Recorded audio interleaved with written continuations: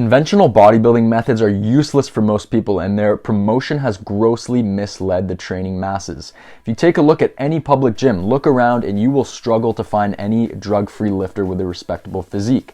And you also need to consider the millions of people who have had gym memberships at one time or another and quit due to dissatisfaction with results.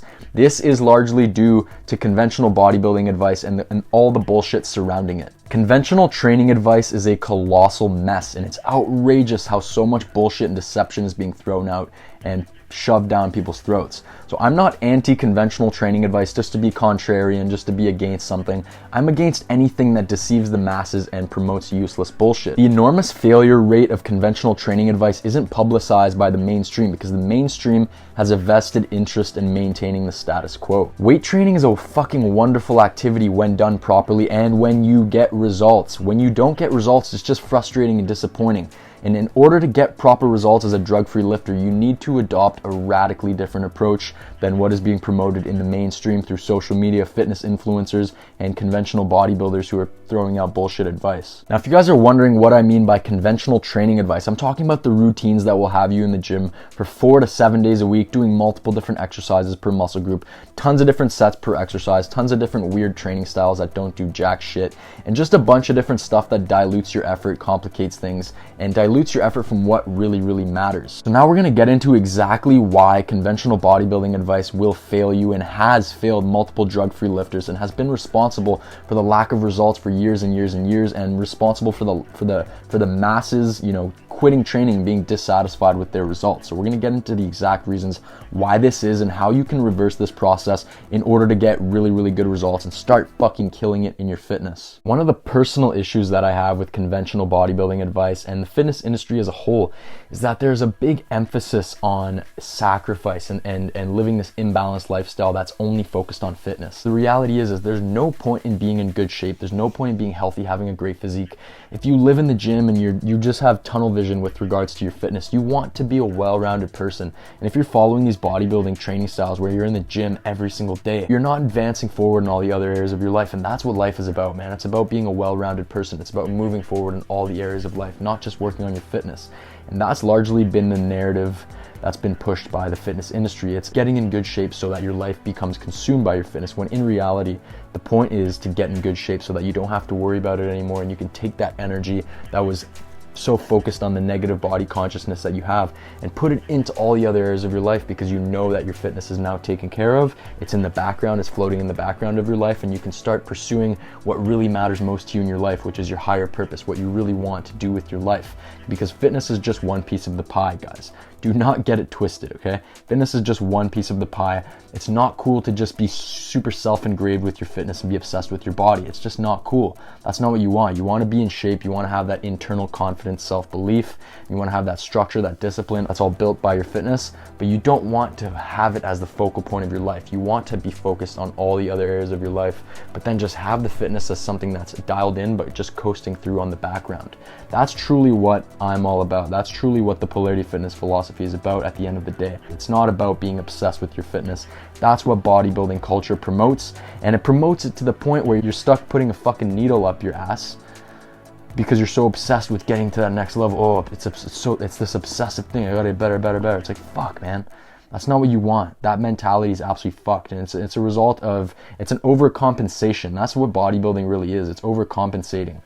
Why else would these people need to be this fucking massive, have this Ninja Turtle appearance? It's because they're overcompensating for something. It's not normal for someone to want to advance their physique to that level, which is inevitably only done through drugs. It's an absolute terrible lifestyle to live. It's not what you want. That's what people think fitness is. If you're getting into fitness, it's seen as this sacrifice, this thing. I got to put all the other areas of my life on hold because I'm into fitness now. I'm this fitness guy. It's like, that persona needs to go. That meathead stereotype needs to go out the fucking door. You can be in great shape, have a great physique, and not have this meathead fucking personality, and you can be a well-rounded person, someone who's striving for mastery in all the key areas of life, because you don't want to think about your fitness all the time, man. You really don't. That's fucking horrible. It's detrimental, and it's not where you want to be. You want to be in good shape and have that as the vessel that will lead you into leading a more fulfilling life and striving for mastery in all the key areas of life and really pursuing what you want. First thing you need to understand is that conventional bodybuilding advice will overtrain you.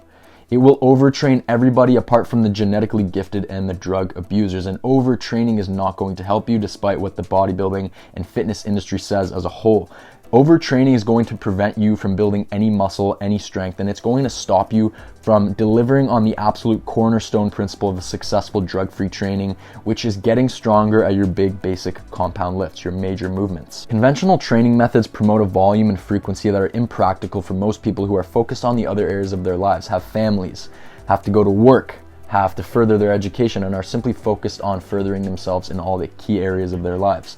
So even if sacrificing all of these areas of your life to further your fitness routine, even if you could do that, it simply wouldn't work, because conventional bodybuilding routines do not work for drug-free lifters, as I said, because the volume and frequency is way too vast. You're doing way too much shit, and you're not getting stronger. You're not delivering on the principles that will actually make a difference and have a great effect in your fitness. So fundamentally, the biggest issue is that the volume and frequency is just way too much for a natural lifter to recover from and get stronger with. So natural lifters can't abide by the train more to gain more philosophy that's prevalent in bodybuilding culture, because if you're taking steroids, the train more to gain more philosophy will work for you. You can do more volume, you can do more frequency, you can do more exercises, more sets, everything. You can train more to gain more, but as a natural lifter, less is more. So this is the fundamental principle that is what's wrong with conventional bodybuilding advice. You're just doing too much. So apart from this fundamental issue with the train more to gain more idea, there are actually some other underlying issues with conventional bodybuilding advice. And one of the biggest things that you'll see in a lot of conventional bodybuilding programs is an exaggerated emphasis and importance on supplements. And the reason being, and I'm gonna make a video on this soon, the reason being is because in order to get through these shitty training programs, you need to take supplements, you need to have a large stimulus to get through them. So that's one of the underlying things that they don't tell you in the fitness industry, and that's why a lot of people will try and sell you pre-workouts, for example, with the training program, because otherwise, without the stimulus, without the energy boost, you couldn't get through the training program, and that is one of the biggest signs of a shit program. Conventional training methods promote an exaggerated expectation for drug-free lifters, and the problem is that at the face of all of these training programs and what social media fitness influencers are selling you, they have an attractive character, and this person is always blasting shitloads of drugs, and what they used to build their physique was drugs, not sound training philosophies. So the drug-free lifter is going to hop on this program because they want to look like that role model, and inevitably they're never going to achieve anything significant with regards to results in their fitness routine. So this is a big problem, and this is what causes people to quit their fitness routine and get discouraged and dissatisfied with the results they're getting. They're following something that's not made for them, and if they would simply just follow proper drug-free training advice and sound philosophies, they would get incredible results, and they wouldn't have this discouragement from not achieving the physique that they're after, which is inevitably unattainable for a drug-free lifter. Last but not least, one of the most detrimental effects of the promotion of conventional training advice is that people are going to feel like turning to drugs is their last resort. So once they don't get the results they're after in a conventional fitness program as a result of, as I said, following training that's not built for them but rather built for drug users, they're going to get discouraged, and they're going to think that the last resort is to turn to drugs. So this is probably the most detrimental effect of conventional training advice. It's not going to work for a drug-free lifter. They're going to get so discouraged and so dissatisfied with the results that they think that drugs are the only thing to turn to, when in reality all they needed to do was apply a sound fitness philosophy that's built for drug-free lifters, such as what I promote. And now we're going to get into what this comes down to and how you can shape your fitness routine to support a drug-free mentality and a drug-free lifestyle that's not consumed by fitness, but rather fitness is used as the vehicle to then go ahead and achieve other things in your life. And you're training properly, you're gonna be training for a drug-free lifter. What I've noticed is that there's so much attraction to useless and harmful training methods in the fitness industry, and people would rather buy into these philosophies rather than simply apply the package of basic and simple training advice that actually works for natural lifters, such as getting strong at a handful of big compound lifts, eating proper nutrition, getting enough calories, protein, sleeping properly, and just applying this consistently day in, day out. This is very, very simple, but most people would rather believe there's some magic pill to swallow and there's some complicated routine that's going to be better. But really it comes down to just delivering on the simple, basic, and fundamental principles of successful drug-free training. So you guys will notice my fitness philosophy and all the frameworks, all the training routines are very simple and basic. But the reality is everybody thinks that only beginners benefit from simple and basic routines, when in reality, this is what everybody needs, and this is why everyone lacks muscle mass, is because they do not apply simple and basic routines that revolve around getting strong at a handful of big basic compound lifts.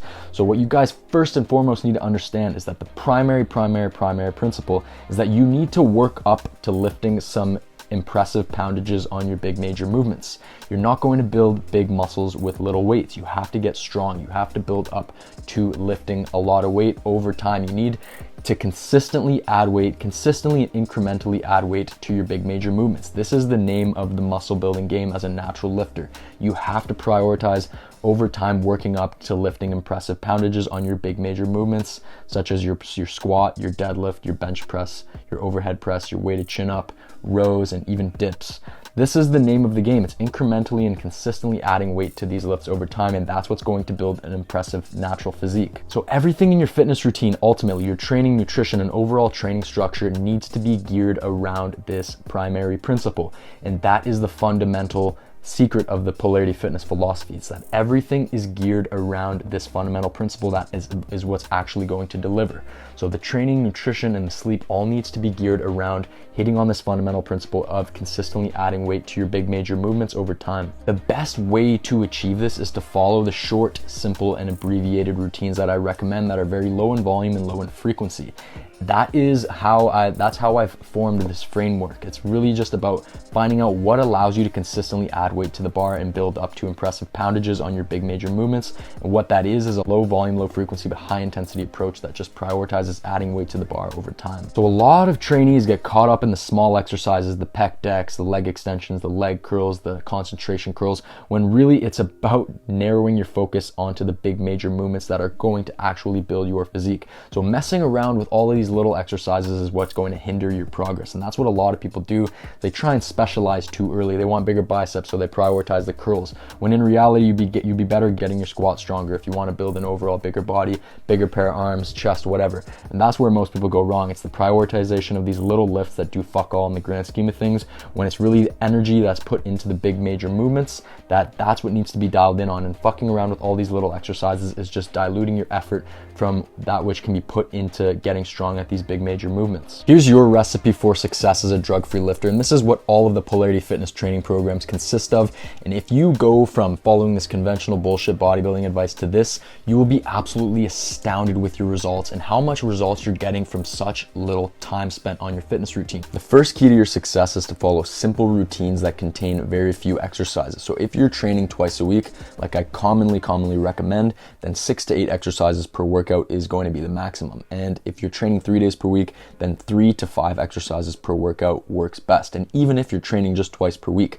some trainees will be better training on just 3 to 5 exercises per workout, because this will allow them to put their focus into the big major movements that deliver. The next key is that most of your exercises should be big major compound movements. So if you're on the higher end of the exercise spectrum and you're doing 6 to 8 exercises per workout, then you're going to want to have about 3 to 4 of those as compound lifts and the rest as isolation movements.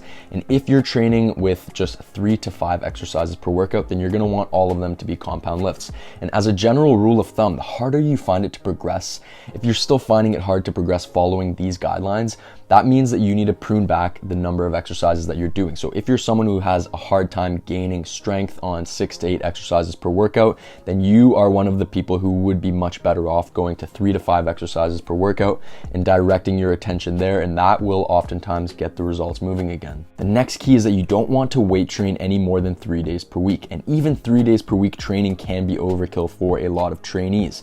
So I commonly recommend training just twice per week, as this is going to work best for most trainees. I recommend alternating just 2 different workouts. So right now in my training, for example, I'm training twice per week. On the first workout of the week, I'm training squats, incline bench press, weighted chin-ups, and a few isolation movements. On the next workout, I'm doing deadlifts, overhead presses, rows, and a few isolation movements. So they're full body workouts, but they are using 2 different sets of exercises, and this typically works best. As a general rule of thumb, always rest more than less. So if you are not recovered for a training session, for example, that you have tomorrow, you are always better off taking an extra day or two of rest. You do not want to train if you are not fully recovered. And this is why a lot of times the 3 days per week training can actually be overkill for a lot of people, and it would stop them from gaining strength because they're not recovered enough to hit the 3 workouts per week. And you're oftentimes better just focusing on training just twice per week and focusing on a variable day training style whereby you don't have set training days. You just train based on your recovery ability. So if you say you're going to train Monday and Thursday, but on the Thursday you're not quite there yet recovery wise, push it to Saturday, and that's completely fine. You're going to be better off doing that. You never want to train when you are not fully recovered and when you do not have full belief that you are going to be able to add a little bit of iron to the bar. The next and most important priority, as we spoke of earlier, is that you want to make poundage progression on your big major movements the absolute priority and focus of your training. Without this principle in place, you are never going to build the physique that you are after. So an important thing to talk about is that at the beginning of a training cycle, and especially as you're a beginner, you're going to be able to add weight to the bar a lot quicker.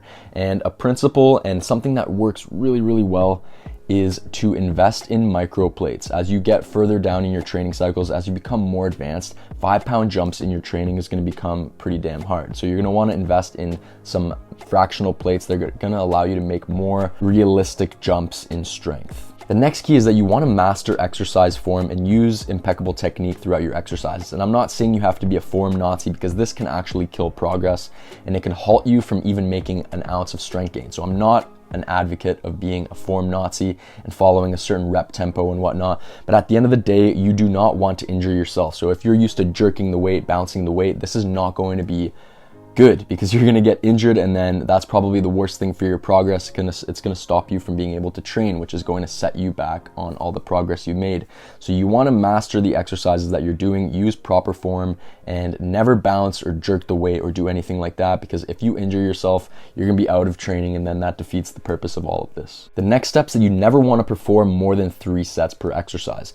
If you have the ability to perform more than 3 sets, then you're simply loafing and you need to up the effort. So for most exercises, just 2 sets is more than enough. The next step is that you need to eat a nutritious diet that gets you enough protein and the right calorie intake for your goals. So as a general rule of thumb, most of you are going to want to be in a calorie surplus, especially if your goal is to gain muscle. So a lot of young guys make the mistake of not actually knowing if they're in a calorie surplus or not, and this halts their progress. So for example, if I see someone tell me that they're not gaining muscle and strength, I will automatically assume that they're not in a calorie surplus, because most young guys are just unaware of the energy needs that their body truly has. So it's absolutely 100% important that you prioritize making sure you're in a calorie surplus day after day. If your goal is to lose fat, obviously you need to be in a calorie deficit, but for most young guys, you're going to want to be in a calorie surplus and bulking.